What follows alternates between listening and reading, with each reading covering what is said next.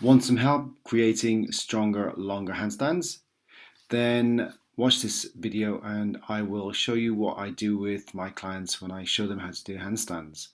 So here I'm guiding Patrick to create the best alignment we possibly can do.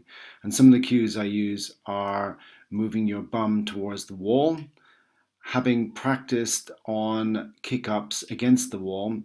This cue makes sense when you're upside down and you don't know what direction you want your bum to be going in. So the hips, which are your center of gravity, can create the balance for you when you're upside down. In this example here, I'm trying to show Patrick how moving your entire torso in one direction while simultaneously moving your legs in the opposite can create a straighter alignment. So most people who've got a banana handstand believe that their legs can counterbalance their torso, which in fact is usually a lot denser and more weighty than the entire weight of the length of their legs.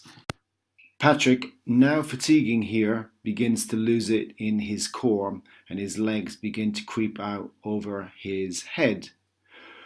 For more information, tips on handstands, stay tuned to this channel.